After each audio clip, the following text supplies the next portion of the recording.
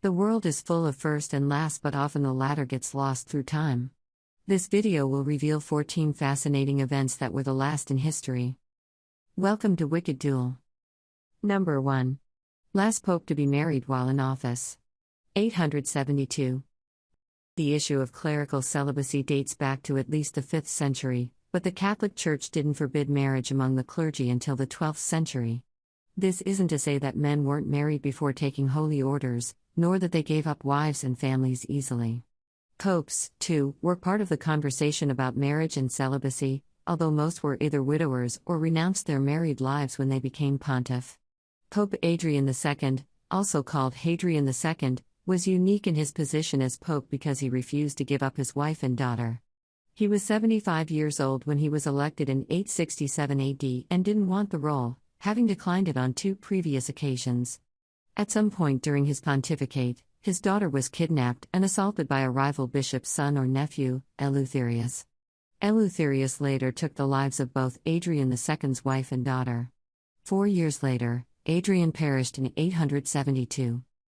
Number 2. The arrival of the last transatlantic slave ship in the United States. 1860. This was the last known slave ship to have arrived in the United States, illegally bringing roughly 110 enslaved Africans to Alabama in 1860. Congress had banned the importation of slaves into the United States more than 50 years earlier, an act that went into effect on January 1, 1808. Transported aboard the Clotilda, Matilda McCrear is identified as the last survivor from that transatlantic journey. McCrear was, according to researcher Hannah Durkheim, a member of the Yoruba peoples and was just 2 years old at the time. McCrear, who passed in 1940, accompanied her mother and 3 sisters. McCrear was able to stay with her mother, Grace, and one of her sisters, Sally, but never saw her 2 other siblings again after they were sold. Number 3. Last prisoners held at the Tower of London. 1952. With a history that traces to the 11th century, the Tower of London wasn't initially intended to be a prison, but it became one of the most famous places used for punitive confinement in the world. Prisoners held at the Tower of London include then Princess Elizabeth Tudor in 1554, 2 of Henry VIII's wives, Anne Boleyn and Catherine Howard, and Guy Fawkes after the Gunpowder Plot of 1605. The tower continued to be used as a prison on and off through history, with a pair of brothers serving as its last prisoners. The Kray twins, Ronnie and Reggie, were members of an organized crime outfit in London's East End, but it was failing to report for military duty that landed them in the tower in 1952.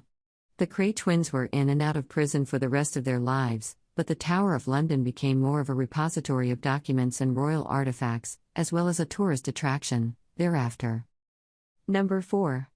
Last time an immigrant passed through Ellis Island. 1954. Located in New York Harbor, Ellis Island opened as an immigrant station in 1892. The first immigrant to pass through Ellis Island was Annie Moore, an Irish native who was just 15 years old at the time. Over the coming decades, millions of immigrants would traverse the passageways of Ellis Island, undergoing inspections and waiting for entry into the United States. As U.S. immigration policy changed during the 1920s, Ellis Island became a detention and deportation center, at times a hospital, and even a training center for the Coast Guard. In November 1954, the final immigrant left Ellis Island, a Norwegian man named Arne Peterssen. The seaman was actually a detainee at Ellis Island, having outstayed his shore leave, and was sent back to Norway upon release. Number 5. Last time Alcatraz was a functional prison. 1963. Located on the island of the same name, Alcatraz went from military facility to federal penitentiary in 1934. For the next 29 years, Alcatraz was home to some of the most dangerous criminals in the United States. Al Capone spent time in a cell at Alcatraz, as did Robert Stroud, the so-called Birdman of Alcatraz, and the high-security prison was the site of repeated, unsuccessful escape attempts. By the end of the 1950s, Alcatraz had proven too expensive to maintain and operate. As a result, the government decided to close it, and in 1963, the final inmates were removed. The last of the 1,576 men held at Alcatraz Penitentiary, convicted robber Frank Weatherman, climbed aboard a boat with guards. He reportedly said upon his exit, "Alcatraz never was good for anybody." Number 6. Last duel using fencing swords. 1967. In 1967, tempers flared during a debate at the National Assembly in Paris, France, and Gaston Deffer resorted to calling his rival an idiot or something comparable. In response to Deffer, politician René Ribière, then the mayor of Marseille, demanded an apology. When Deffer refused, Ribière challenged him to a duel.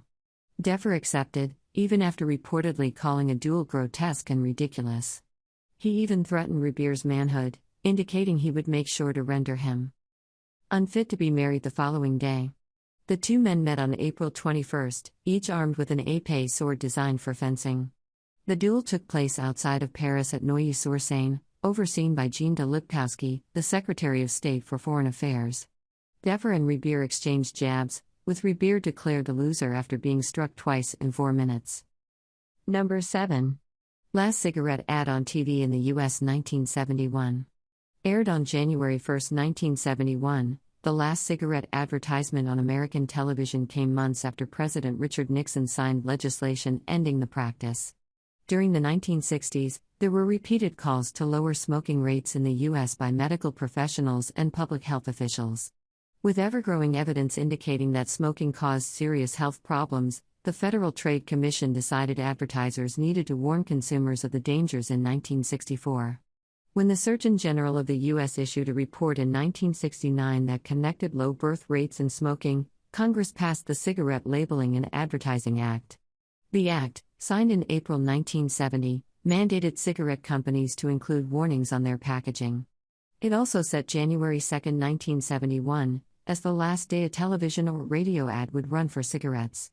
The date was a compromise, one that allowed Virginia Slims to advertise on New Year's Day. Number 8. Last native speaker of Manx, one of the defunct Celtic languages. 1974. Cornish and Manx are two Celtic languages that, according to the Endangered Language Alliance, have completely fallen out of everyday use. The last native speaker of Cornish, Dolly Pentreath, perished in 1777, while Manx continued in remote areas of Britain through 1974.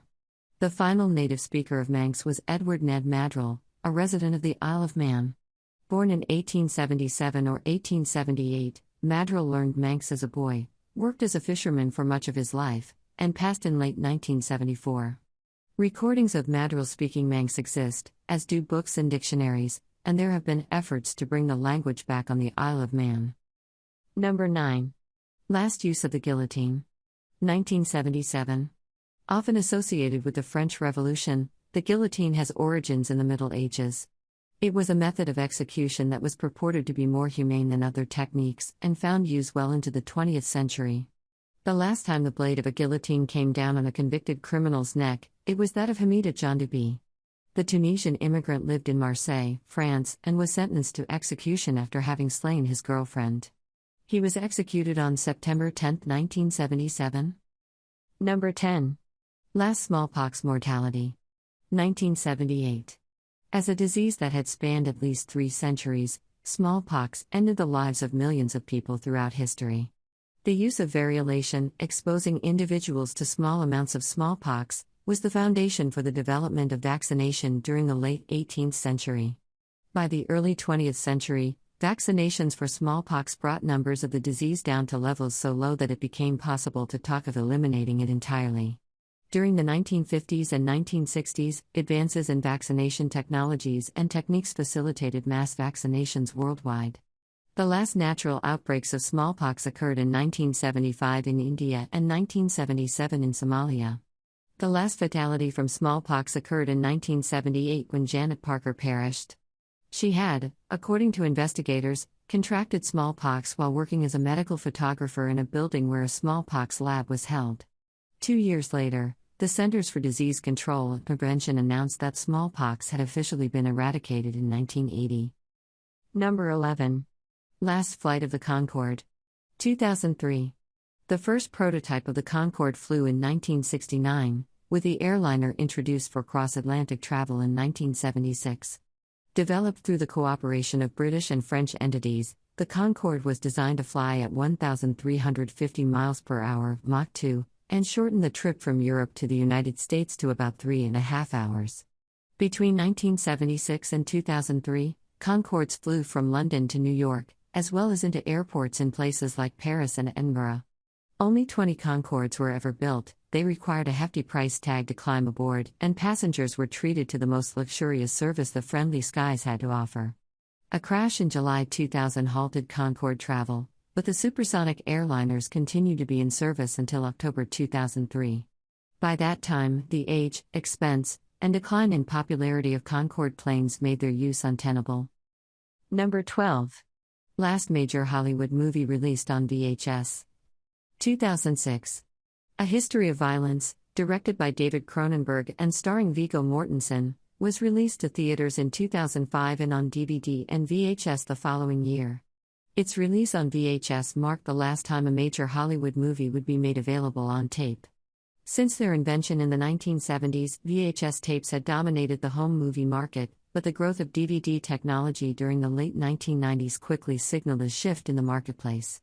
By 2001, DVD sales topped VHS buys, and in 2003, DVD rentals outnumbered their VHS counterparts. Number 13. Last telegram ever sent. 2013. On January 27, 2006, Western Union in the United States sent its final telegrams, a collection of messages that went out via their network of lines that began in 1851. It's difficult to pin down exactly when the very last message went out, but this wasn't the end of telegrams worldwide. That didn't happen until 2013. In India, telegram messages came to an end on July 14, 2013, officially nixing the communication technique. The government-run Bharat Sankar Nigam Limited ended telegram service due to economic losses brought on by SMS and smartphones, rendering this service redundant. Number 14. Passing of the last Civil War widow. 2020. Helen Viola Jackson married Civil War veteran James Bolin in 1936. Jackson was 17 when they wed, while James was 93 years old. Their marriage, according to Jackson, was based on convenience and respect, noting her husband really cared for me land, wanted me to have a future. The two were living in Missouri at the time, with Jackson struggling to survive during the Great Depression. Bolin, who fought for the Union during the Civil War, wanted to help and promised to leave Jackson his pension when he passed.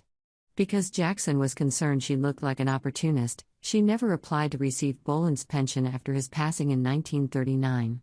She never remarried either, and only spoke about her relationship with Bolin in 2017. At the age of 101, Jackson, the last widow of a Civil War veteran, passed in December 2020. That's the end of our list of last events through history. Thanks for watching. Also, make sure to hit that like button, and if you have not just yet, subscribe.